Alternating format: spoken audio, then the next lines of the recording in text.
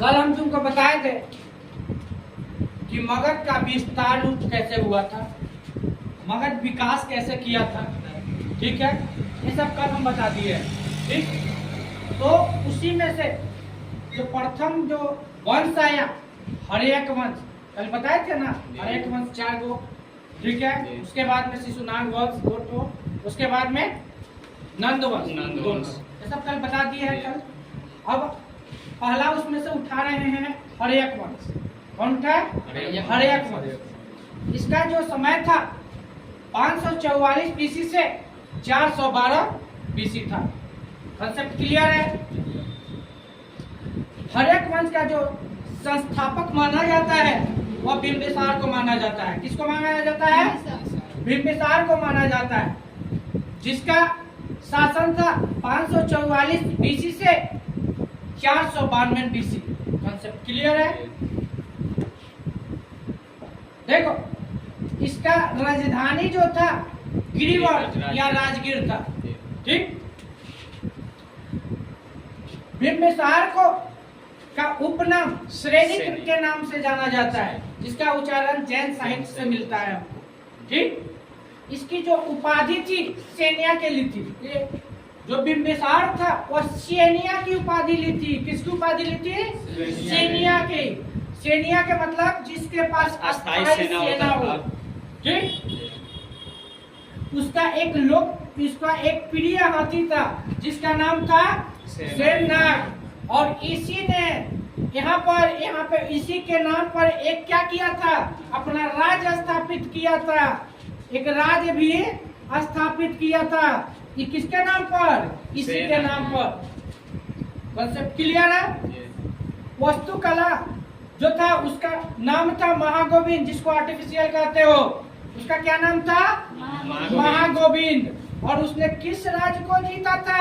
उसने अंगराज को जीता था। और किससे जीता था? बृहदत्त से जीता था। कंसेप्ट क्लियर है?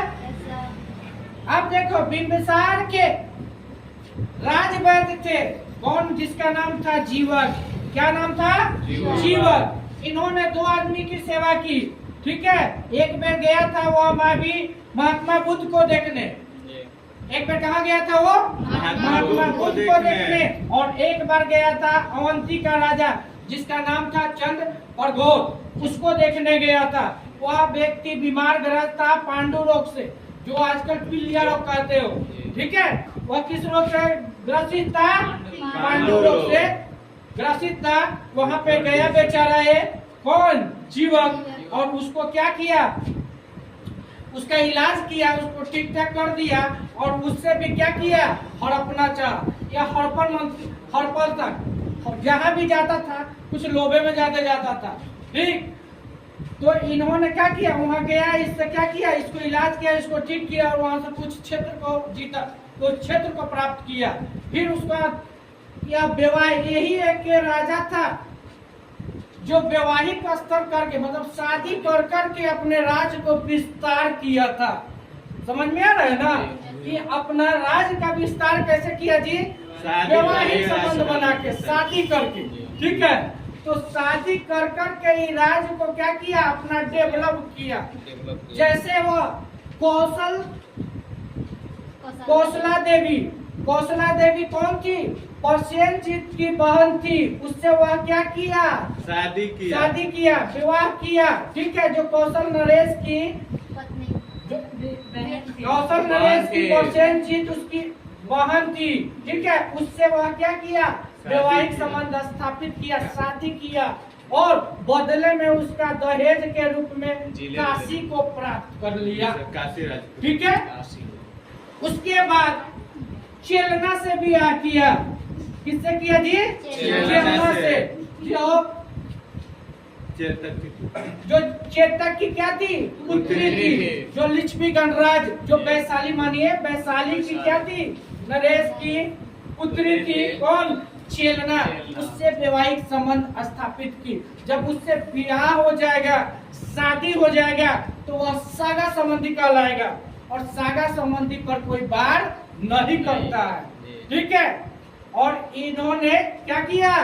बिंबिसार ने क्या किया? पहले विवाह किया, कौशला देवी से, उसके बाद चेल्ला से भी विवाहित संबंध स्थापित करके और लिच्छवी गणराज वैशाली से क्या हुआ, वह अपना रिश्ता क्या किया, अच्छा बना लिया। ठीक है, फिर उसके बाद में आगे चलकर क्षेमा से शादी किया। किससे? क्षेमा से, जो मद्र की राजकुमारी थी। कौन थी? मद्र की राजकुमारी थी। मद्र कहाँ पड़ता है? पंजाब में पड़ता है।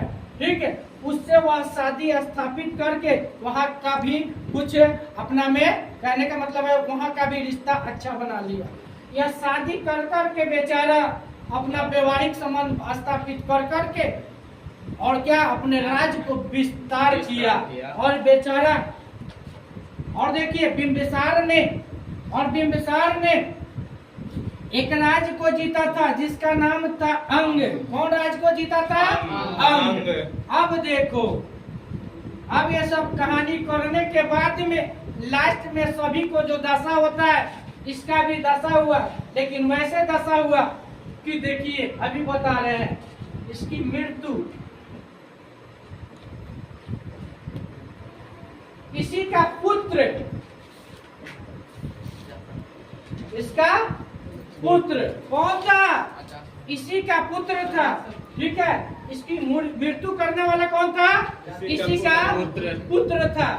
जब देखो, जब यह क्या हुआ कि देखा कि इसको क्या लालच आया, हर व्यक्ति को कुछ ना कुछ का लालच आता है, तभी वो गलत कार्य को करता है। लालच नहीं आएगा तब करा दिया गया। ठीक है, उसके बाद में आज देखो इसकी मृत्यु कैसे हुई। इसका मृत्यु अजात शत्रु अर्थात उसका पुत्र ने किया। कैसे किया समझो, या इसका लालच आ गया, अजात शत्रु को लालच आ गया। ठीक है, लोभ समा गया कि हम उस गद्दी पे बैठेंगे। किसके? राजा के गद्दी पे हम बैठेंगे। राजा के गद्दी पर बैठने के लिए अजात शत्रु ने अपने ही पिता को काल कोठरी में बंद करवा दिया। कहाँ पे? काल कोठरी में बंद करवा दिया। और जैसे ही बंद करवा दिया, उसके कुछ दिन के बाद उसको क्या किया? उसको मार डाला, उसको हत्या कर दिया। कौन? अजात शत्रु ने इसको क्या, बिंबिसार को हत्या करवा दिया। कॉन्सेप्ट क्लियर है? कौन मारा उसको? बिंबिसार को किसने मारा? अजात शत्रु। वो कौन था? उसका पुत्र था। कॉन्सेप्ट क्लियर है? फिर जब अजात शत्रु ने बिंबिसार की हत्या की, तो उसकी पत्नी का नाम जो कौशला देवी थी, जैसे ही उसके हत्या के बारे में उसको खबर मिली, वो अभी मृत्यु प्राप्त हो गई। उसकी भी मृत्यु हो गई। किसका? कौशला देवी। जब कौशला देवी की जब मृत्यु हो गई, तो उसका भाई जो था, किसकी बहन थी? परसेनजीत जी की। तो उसका जो भाई है ना हुआ, तो ये भाई जो परसेनजीत था, वह क्या किया? वो काशी ग्राम को, राजपत्र को क्या कर दिया? उसको रद्द कर दिया। काशी को वह पुनः अपने अधिकार क्षेत्र में ले लिया। कौन? परसेनजीत। जैसे ही ये काशी को अपने हक में लिया, यह क्या हो गया? मतलब उतावला हो गया। इसलिए क्योंकि देखो, वह ऋण के मामले में ज्यादा नहीं, लेकिन व्यापार के क्षेत्र में यह काशी सबसे महत्वपूर्ण भूमिका निभाती थी। इसलिए उसका नजर काशी पर पड़ा। फिर तो काशी पर पड़ा, तो यह युद्ध के लिए यह परसेनजीत से युद्ध करना चाहा। यह बार बार इससे युद्ध किया। किससे? अजात शत्रु ने अपने ही मामा लगेगा ना, मामा से वह युद्ध किया, बार बार युद्ध किया, लेकिन वह जीत ना सका। ठीक है, तब उसने क्या किया? यह दीर्घाचार्य जो परसेनजीत का जो मंत्री था, उससे वह लालच दिया और वह क्या किया? उसको समझाया बुझाया। तब उसने लालच के कारण परसेनजीत के जो पुत्र था, जिसका विधवा नाम था, उसको क्या किया? इसको कान में भरने लगा। किसको? विधवा को। ठीक है, कौन सा विधवा? परसेनजीत की पुत्र था। यह जब प्रसेनजीत महात्मा बुद्ध के पास जा रहे थे तब उन्होंने फगेरू उसको घोषित कर दिया। ठीक है, कौन? उसका मंत्री। जब फगेरू घोषित किया, जब उससे मिलने जा रहे थे और वह बोला राजा के मतलब वो भाग गए हैं, आप इस पर क्या करें, इस राजगद्दी को प्राप्त करें, और लालच दिया और उसको राजगद्दी पर बैठा दिया। किसको? विधावा को। जैसे ही यहाँ से हारद सरकार हाँफते उठते यहाँ पे जा गए, जब वह जा रहे थे तो वहां पे पहुंच के देखे कि उसका दरवाजा बंद है, उसका गेट, मेन गेट बंद है। तो वहां पे जाते जाते अपने दासी के साथ गए, कौन? प्रसेनजीत, और वहां पे वो मृत्यु का प्राप्त हो गए।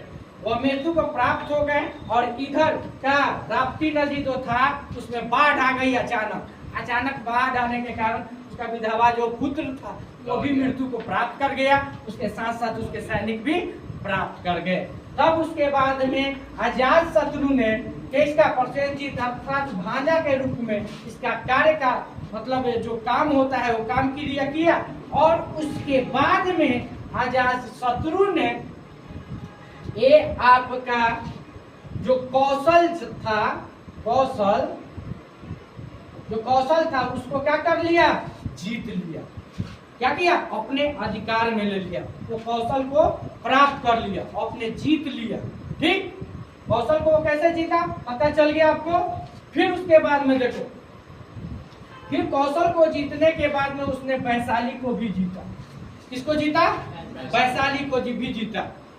उसके बाद में इसको जीतने के लिए दो शास्त्र सबसे ज्यादा, चाहे लड़ने के लिए इसके पास दो शास्त्र सभी से हटके था। एक का नाम था रथमुसर और दूसरा का नाम था महाशिला कंठक। ठीक है, एक का नाम था रथमुसर और दूसरा का महाशिला कंठक। बाहुबली फिल्म देखे हैं? तो बाहुबली फिल्म में वो चलता है और एक खींच कर और मारता है, वही सबको बाहुबली फिल्म का इसी का सीन दिखाया गया है। ठीक है, और इसी के शासन काल में प्रथम बौद्ध संगीति हुई। कहाँ पे? राजगीर में। कहाँ पे हुई थी? राजगीर में। और अजात शत्रु का ही उपनाम था कुनिक। इसको क्या कहा जाता है? कुनिक। और इसकी भी निर्मल हत्या कौन कर दी? इसी का पुत्र उदयन जो था इसकी हत्या कर दी। जैसी करनी वैसी भरनी। यह अपने पुत्र को मारा और ये अपना पुत्र को मारा और एगो नाग दशक दिया गया तो वो अपने पुत्र को, भले अपने पिता को मारेगा। तो जब वो पिता को मारते जाएगा तो इसीलिए हर्यक वंश को क्या कह दिया गया?